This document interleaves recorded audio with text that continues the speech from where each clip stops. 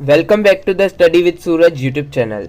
दोस्तों, आज के इस चैप्टर में हम पढ़ेंगे हिस्ट्री सब्जेक्ट को, जो कि बीए प्रोग्राम फर्स्ट सेमेस्टर के लिए है। और इस सब्जेक्ट में हम जानेंगे 300 ईस्वी के आसपास के कालखंड के इतिहास के बारे में, जिसमें हम फर्स्ट यूनिट करेंगे और पढ़ेंगे सोर्सेज के बारे में कि 300 ईस्वी के दौरान कौन से सोर्सेज हमें मिलते हैं जो 300 ईस्वी की इतिहास या हिस्ट्री के बारे में हमें जानकारी देते हैं। तो हम जानेंगे लिटरेरी सोर्सेज के बारे में भी और आर्कियोलॉजिस्ट सोर्सेज के बारे में भी। और हम जानेंगे कि आर्कियोलॉजिस्ट जो होते हैं वो किस तरीके से सोर्सेज को लिमिट में रखते हैं, मतलब किस तरीके से जान पाते हैं कि ये सोर्स इस कालखंड से रिलेटेड है। और हम जानेंगे, कॉन्क्लूज़न में हम आकर देखेंगे कि किस तरीके से हम पता लगाते हैं कि कौन सा इतिहास किस कालखंड से जुड़ा हुआ है, कौन सा स्ट्रक्चर या कौन सी बिल्डिंग, बर्तन या किताब किस कालखंड से जुड़ी हुई है। और बाद में हम जानेंगे कि कौन सी बुक्स पढ़नी अगर आप ये नया मेंटेनेंस हेड इंडीड से हायर किया था। नहीं सर। और ज़्यादा जानकारी चाहते हैं तो और जानेंगे कुछ क्वेश्चन कि किस तरीके के क्वेश्चन आते हैं पेपर में। ऐसे जब आप करते हैं फर्स्ट सेमेस्टर के एग्ज़ाम तो आपको कौन से क्वेश्चन से आपका कॉन्फ्रंटेशन होगी, आप किन किन क्वेश्चनों को देखेंगे। जब आप इस यूनिट को कंप्लीट कर लेंगे तो दो जो पॉइंट है मेन जो इस यूनिट में है वो आप क्लियर हो जाएंगे आपके माइंड में। फर्स्ट पॉइंट होगा कि कौन से सोर्सेज होते हैं, कहाँ कहाँ पाए जाते हैं और किस तरीके से उनकी कार्बन डेटिंग होती है। कार्बन डेटिंग मतलब कि ये जैसे कि कोई बर्तन मिला है तो इस बर्तन की कार्बन डेटिंग से पता लगाया जाता है कि ये बर्तन कितना पुराना है, किस कालखंड का है और किस राजा के द्वारा इसे बनवाया गया था। ये सब हम आगे डिटेल में पढ़ेंगे, अभी कंफ्यूज ना हो। So explain the importance of limitation, like हम पता लगा पाएंगे कि कौन सा सोर्स कितना पुराना है और कितने हद तक हमारे कार्य आ सकता है। So let's begin. और स्टार्ट करने से पहले आपसे एक छोटी सी रिक्वेस्ट है, यदि आपने इस चैनल को सब्सक्राइब नहीं किया है तो कृपया सब्सक्राइब कर लीजिएगा और इस वीडियो को लाइक करना बिल्कुल भी ना भूलिएगा, क्योंकि अगर आप लाइक करते हैं तो दूसरे भी लोगों तक ये वीडियो जाएगी और उनको पढ़ने में सहायता मिलेगी। और दूसरी बात ये है कि अगर आप SOL के स्टडी मटेरियल के सहारे बैठे हैं कि जब स्टडी मटेरियल SOL प्रोवाइड करवाएगा आपको हार्ड कॉपीज़ तब आप पढ़ना स्टार्ट करेंगे, तो बच्चों ये आपकी गलत फहमी है, क्योंकि आप उसके सहारे या उसके भरोसे नहीं बैठ सकते, क्योंकि आपके एग्ज़ाम कभी भी जनवरी फरवरी में SOL बता सकता है कि आपके एग्ज़ाम जनवरी या फरवरी 15 तक हो जाएंगे। तो आपको अपनी तैयारी मजबूती से करनी है। और रही दूसरी बात, आपको पढ़ने में ध्यान अच्छे से देना है, क्योंकि आप रेगुलर स्टूडेंट नहीं हो जो रेगुलर टीचर्स के कांटेक्ट में रहोगे। आपको ये भी नहीं पता है कि किस तरीके से क्वेश्चन का आंसर दिया जाता है जब कॉलेज के एग्ज़ाम हम लिखते हैं। तो ये मैं आगे धीरे धीरे जब हमारा सिलेबस कवर होता जाएगा तो मैं आपको आंसर राइटिंग स्किल्स भी सिखाऊंगा, जिससे आप अच्छे आंसर लिख पाए और एक अच्छे स्कोर के साथ अपनी ग्रेजुएशन कंप्लीट कर पाए, जिससे आप अच्छी नौकरियों में जा पाए। सो आइए शुरू करते हैं। Introduction. The knowledge of India's ancient past can be gathered from literary as well as archaeological sources. जो भारतीय प्राचीन इतिहास की जानकारी है वो हम लिखित या फिर जो आर्कियोलॉजिकल सोर्सेज जैसे कि कोई खुदाई के दौरान या एक्सकवेशन के दौरान हमें कोई बिल्डिंग मिली हो, बर्तन मिले हो या फिर कोई किताबें हो जो लिटरेरी सोर्सेज में आती है वो मिली हो, उसकी सहायता से हम भारतीय प्राचीन इतिहास के बारे में जानकारी इकट्ठा कर सकते हैं। Although the art of writing was known as early as the 3rd millennium BC, our ancient manuscripts are not older than 4th century CE। तो यहाँ पर बताया गया है कि हालांकि जो राइटिंग स्किल है उसकी जानकारी हमें 3rd मिलेनियम BC से पहले नहीं मिलती, लेकिन हमारे जो सोर्सेज है वो 4वीं शताब्दी से ज़्यादा पुराने नहीं है। It was so not because ancient Indians lacked historical sense, but because of the fact that the ancient Indians kept a record of only those aspects which they felt were significant. इसका मतलब ये नहीं है कि हमारा जो प्राचीन इतिहास है वो ज़्यादा पुराना नहीं है या फिर ज़्यादा प्राचीन नहीं है. हमें जो डॉक्यूमेंट्स मिलते हैं, जो सोर्सेज मिलते हैं, उससे ये पता चलता है कि हमारे जो इतिहास में जो लोग रहा करते थे, जो राजा महाराजा हुआ करते थे, वो सिर्फ उन्हीं चीज़ों को लिखा करते थे जो सबसे ज़्यादा महत्वपूर्ण होती थी. महत्वपूर्ण, सिग्निफिकेंट का आपको पता होगा कि सिग्निफिकेंट, एसेंशियल, इम्पोर्टेंट, ये सब एक सेम वर्ड है. तो जो सबसे ज़्यादा इम्पोर्टेंट चीज़ें होती थी उन्हीं को लिखा करते थे. The political events did not find a systematic compilation in a chronological order. जो पॉलिटिकल इवेंट्स है, पॉलिटिकल समारोह है, वो क्रोनोलॉजिकल या सिस्टमेटिक तरीके से नहीं लिखे गए हैं. उसमें कभी बीच में कुछ और आता है तो फिर वहाँ पर प्रजा के बारे में लिख देते हैं, फिर कोई दूसरा इवेंट आता है, उस तरीके से लिखा जाता है.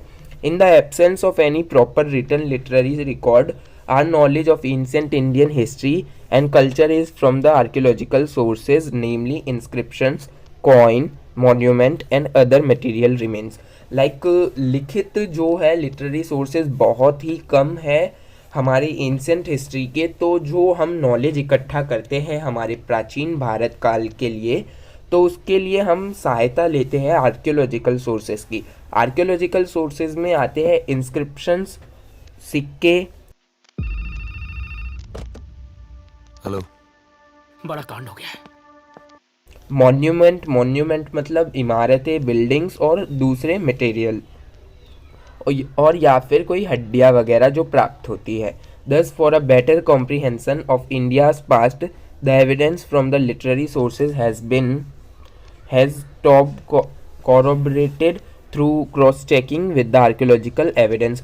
जो हमें एविडेंसेस मिले हैं, आर्कियोलॉजिकल एविडेंस सोर्सेज जिसे कह रहे हैं हम इतनी देर से, तो उनको हम जितने भी आज तक हमें लिटरेरी सोर्सेज मिले हैं उनके साथ मैच करके एक इतिहास को देखने की कोशिश कर रहे हैं हमारे आर्कियोलॉजिस्ट. आर्कियोलॉजिस्ट का मतलब होता है पुरातात्विद. आर्कियोलॉजिकल सर्वे ऑफ इंडिया, पुरातात्विक विभाग, भारतीय पुरातात्विक विभाग. आपको समझ आ रहा होगा. मैं इस तरीके से समझाने की कोशिश करूँगा कि पीडीएफ बेशक ही इंग्लिश में है, लेकिन उन बच्चों को भी समझ आ जाए जो हिंदी मीडियम से इस वीडियो को देख रहे हैं, हिंदी मीडियम के छात्र हैं, उनके लिए भी समझ आ जाए. तो मैं वर्ड टू वर्ड आपको समझाने की कोशिश करूँगा. We shall now take up the various sources available to us one by one for the reconstruction of ancient history. अब हम उन सोर्सेज को देखेंगे जो प्राचीन काल के सोर्सेज हैं, और हम उनको अब डिटेल में यहाँ पर पढ़ेंगे कि किस तरीके से हमारे जो आर्कियोलॉजिस्ट है या फिर हिस्टोरियन है वो हिस्ट्री को पता लगाते हैं कि कौन से राजा का समय 300 ईस्वी के दौरान था. सो लिटरेरी सोर्सेज को सबसे पहले जानते हैं. So the literature available to us can be classified into two groups, namely indigenous literature, which for the sake of convenience can be further subdivided into religious and non-religious and foreign literature of the foreign travelers. अब यहाँ पर जो literature होता है उन्हें दो category में divide करते हैं हिस्टोरियन. एक होता है इंडिजीनियस लिटरेचर. इंडिजीनियस का मतलब होता है ऐसे व्यक्ति द्वारा लिखा गया लिटरेचर जो उसी कालखंड में उसी जगह का लोकल व्यक्ति हो. जैसे बोलते हैं ना कि ये लोकल व्यक्ति है इस एरिया का, मैं दिल्ली का लोकल रहने वाला हूँ, तो उस तरीके से लोकल व्यक्तियों द्वारा.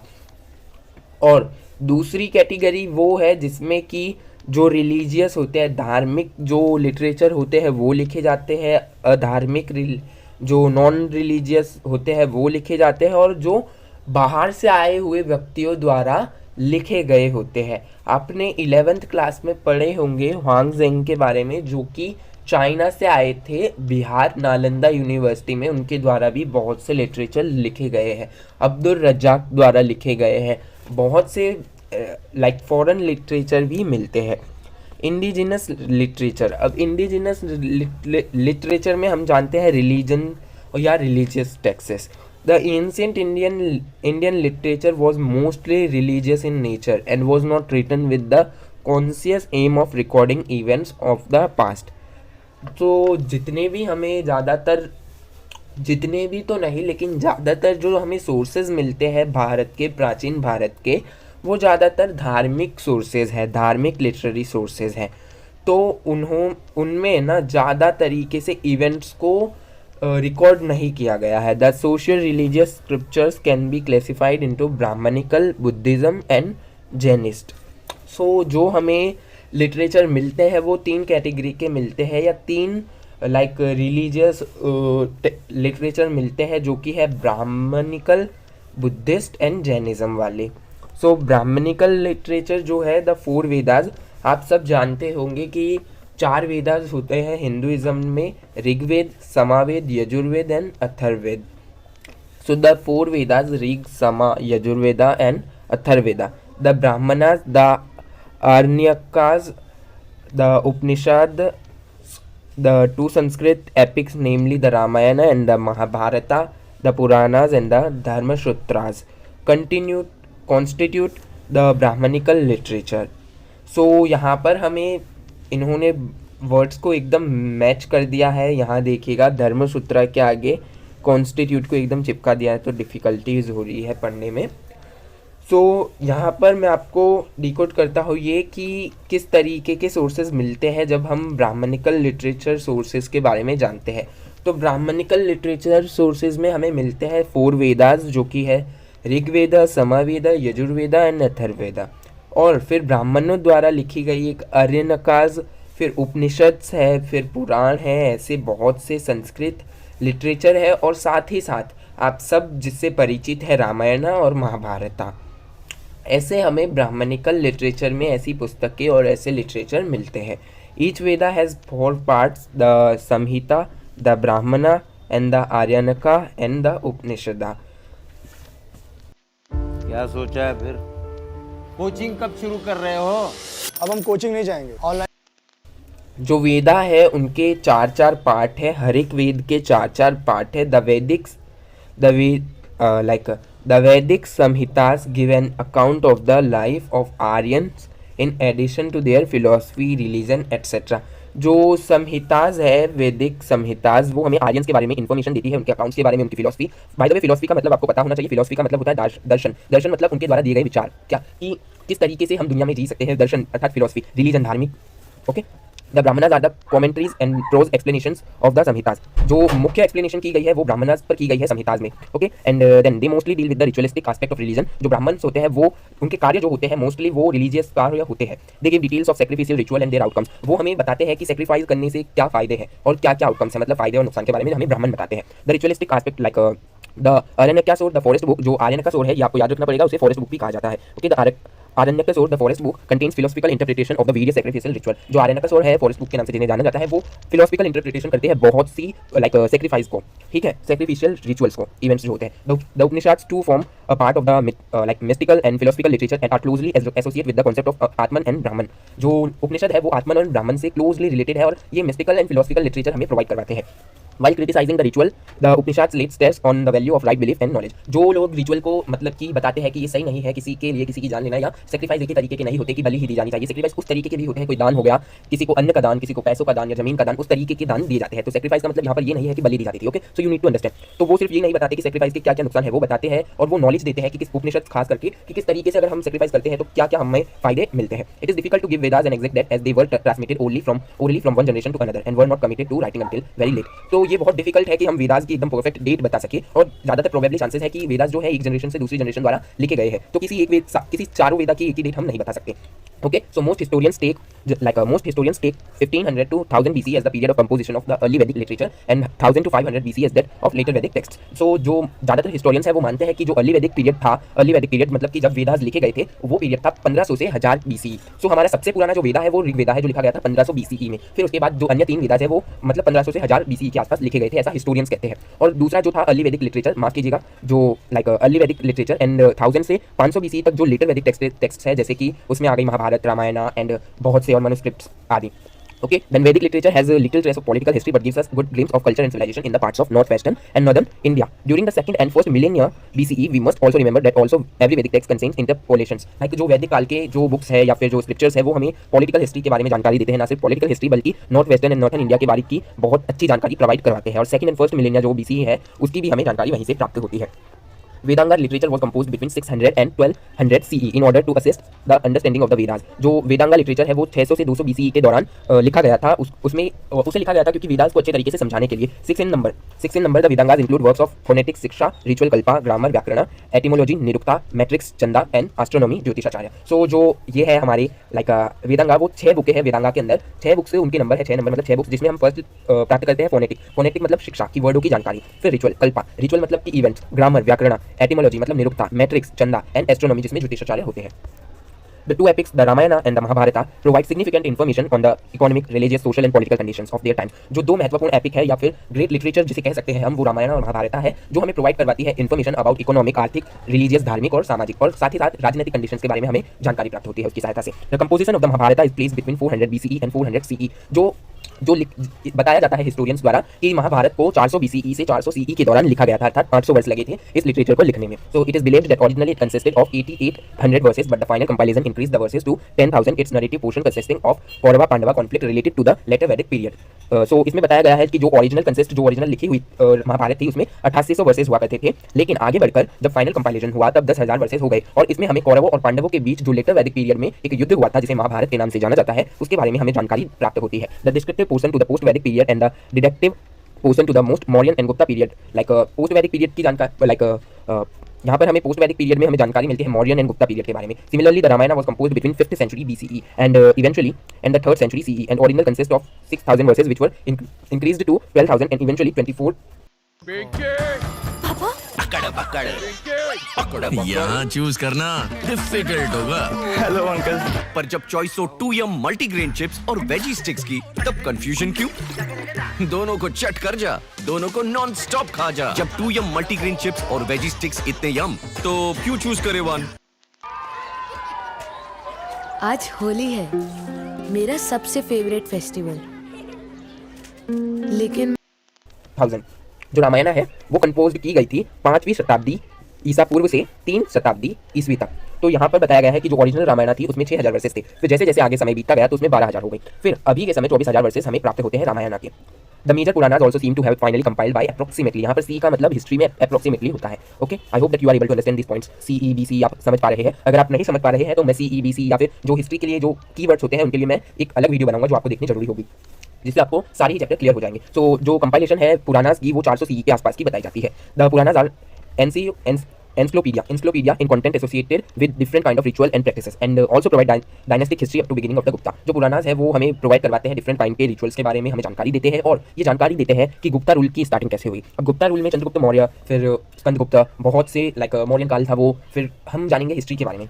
अब बुद्धिस्ट लिटरेचर के बारे में जानते हैं। तो बुद्धिस्ट लिटरेचर में हम जानेंगे the religious works of the Jainas and the Buddhist are important sources of history which refers to historical persons and incidents. जो बुद्धिस्ट और जैनास हिस्ट्री सोर्सेज है, हमें लिटरेचर सोर्सेज जो प्राप्त होते हैं बुद्धिस्ट और जैना, वो हमें जानकारी प्रोवाइड करवाते हैं पर्सन, लोगों की और जो घटनाएं घटी उस कालखंड में उसके बारे में। Early Buddhist literature is generally divided into canonical and non canonical text written in Pali. जो पहले की बुद्धिस्ट टेक्स्ट है, प्राचीन बुद्धिस्ट टेक्स्ट, वो हमें दो तरीके के 2 भागों में डिवाइडेड मिलते हैं, एक कैनोनिकल एंड एक नॉन कैनोनिकल टेक्स्ट जो कि पाली भाषा में लिखी गई है। Okay, the Pali Tripitakas consisting of 3 basic aspects of Buddhist socio religious order. तो त्रिपिटिका मतलब 3 मतलब आपको पता होगा कि 3 और पिटिकास का मतलब होती है पेटी, 3 पेटियास। ठीक है, तो ये पाली वर्ड में लिखा गया है त्रिपिटिकास और ये कंसिस्ट करते हैं 3 बुकें जिनमें हम विनय, सुत्ता एंड अभिधम पिटका पढ़ेंगे। ओके, सो इसमें विनय पिटका में उनके नियम होते हैं, सुत्त पिटका में उनके बारे में लिखा जाता है, उनके गुरुओं के बारे में लिखा जाता है और अभिधम्म पिटका में बताया जाता है कि किस तरीके से रूल किया जाता है एक बुद्ध के द्वारा। हम आगे पढ़ेंगे इनके बारे में डिटेल में। अगर आपने नहीं पढ़ा तो क्लास 12th में आपने हिस्ट्री की बुक में जब आप पढ़ रहे होंगे तो वहाँ पर इन तीनों बुक्स है इनके बारे में डिटेल से पढ़ाया हुआ है। They contain all the basic aspects of Buddhist socio religious order. जो तीनों बुक्स है वो एकदम ब्रीफली और अच्छे तरीके से सोशियो रिलीजियस ऑर्डर को बताती है। जटकाज और the stories of Gautam Buddhas previous birth from the most important portion of the non canonical literature. जो जटकाज है उसमें हमें जानकारी मिलती है कि गौतम बुद्धा का जन्म कहाँ हुआ, फिर वो लाइक उनका पुराना नाम क्या था, क्या आप जानते हैं? अगर आप जानते हैं तो कृपया कमेंट सेक्शन में कमेंट कीजिए, आपकी जानकारी भी हम देखना चाहते हैं कि स्टूडेंट्स जो वीडियोस को देख रहे हैं उनके पास कितनी जानकारी है। तो बुद्धा का एक जन्म हुआ था साकेत लेन में। ठीक है, वो एक बहुत बड़े राजा के पुत्र थे और उन्होंने हमेशा ही उन्हें बचपन में बहुत ही अच्छे से उनका पालन भरण पोषण हुआ। फिर उनको लाइक आपको बुद्धा के बारे में पढ़ना चाहिए। एक स्टोरी लंबी है, अगर मैं वो स्टोरी सुनाने बैठूंगा तो ये जो हमारा सब्जेक्ट है वो छूट जाएगा, तो आपको उनके बारे में जानना चाहिए। जो झटकास है उसमें हमें गौतम बुद्ध के बारे में जानकारी प्राप्त होती है। Like besides making incidental references to political events in the age of Buddha, the Jatakas threw invaluable light on the social and economic conditions of the period between 5th and 2nd century BCE. So जो political events या फिर any other incident के बारे में बताने से ज़्यादा महत्वपूर्ण बातें हमें झटकास में ये पता चलती है कि वहाँ की सोशल, सामाजिक और इकोनॉमिक आर्थिक कंडीशन किस तरीके की थी 5th and 2nd century BCE में।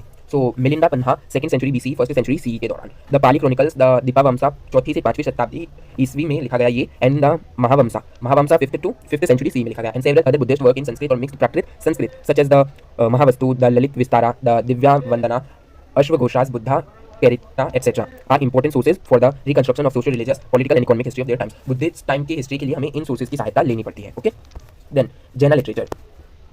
यहाँ पर हम जैना लिटरेचर के बारे में जानते हैं कि the secret books of the Jainas known as the Siddhanta और Agama are also immense value for the study of ancient history. जो पवित्र पुस्तकें हैं जैन लिटरेचर की, वो हमें जानकारी प्राप्त करती है। उन फर्स्ट बुक का नाम है सिद्धांता एंड आगमा या फिर आगमा, ये दोनों एक ही, माफ कीजिएगा यहाँ पर मुझसे गलती हो गई है, ये जो बुक है वो दोनों एक ही है, दोनों के अलग अलग नाम है, अर्थात दोनों को किसी भी नाम से जाना जा सकता है, या तो सिद्धांता या तो आगमा, ठीक है, एक ही बुक है। Are also of immense value for the study of ancient history, ये हमें बहुत ही अच्छे से एंशिएंट हिस्ट्री के बारे में जानकारी प्रोवाइड करवाती है ये पुस्तकें भी। Their final compilation supposedly took place in Vallabhi in Gujarat in the 5th और 6th century CE। जो ये सिद्धांता और अगमा है, इनका फाइनल कंपोजिशन जो आखिरी लास्ट कार्य बचा था वो यहाँ पर वल्लभी गुजरात में 5th से 6th सेंचुरी में कंप्लीट हुआ। The text written in Prakrit contains information useful for the reconstruction of political history of eastern Uttar Pradesh and Bihar in the age of Mahavira. जो ये पुस्तकें हैं वो प्राकृत भाषा में लिखी गई है और ये हमें जानकारी बताती है राजनीतिक इतिहास जो कि बिहार और उत्तर प्रदेश के ईस्टर्न उत्तर प्रदेश खासकर उनके इतिहास के बारे में बताती है महावीरा के समय के दौरान। The non canonical Jaina works which are partly in Prakrit and partly in Sanskrit tell us about Jaina Tirthankaras and also about trade and traders in those times। like जो द नॉन कॉनिकल जैना वर्क्स है या लिटरेचर है वो हमें बताते हैं प्राकृत भाषा में, ये भी लिखा गया है, वो हमें संस्कृत और प्राकृत दोनों ही भाषा में मिलते हैं, जो बताते हैं जैना तीर्थंकरा 24 तीर्थंकरा रहे हैं जैन धर्म में, तो उनके बारे में भी पढ़िएगा आप। सो जैन तीर्थंकरा के बारे में बताते हैं और जानकारी देते हैं उस समय के ट्रेड के बारे में, व्यापार के बारे में। ओके, सो व्यापार के बारे में हमें जानकारी देते हैं। द जैना Puranas compiled in 8th to 9th century CE। जो जैनास पुराना है, जो जैन के पुराण होते हैं वो 8वीं से 9वीं शताब्दी में बनाए गए थे या लिखे गए थे। And the Parishishta Parvan by Hemchandra are the part of Jaina literature providing important historical data on Jaina religion culture. Like जो हेमचंद्र द्वारा लिखे गए परिशिष्टा पर्वन जो लिटरेचर है वो हमें प्रोवाइड करते हैं जैनिज्म के बारे में एक अच्छी हिस्ट्री बताते हैं कि किस तरीके से जैनिज्म उभरा। सो आज के लिए इतना ही काफ़ी है। नेक्स्ट वीडियो में हम जानेंगे नॉन रिलीजियस लिटरेचर। अगर आपको वीडियो अच्छी लगी हो तो कृपया कमेंट सेक्शन में आकर हमें बताइए कि क्यों अच्छी है, एंड देन हम उसको और इंप्रूव करने की कोशिश करेंगे। आपके फीडबैक बहुत इंपॉर्टेंट है और इस वीडियो को अपने फ्रेंड्स के साथ शेयर कीजिएगा और लाइक करना बिल्कुल भी ना भूलिएगा। धन्यवाद।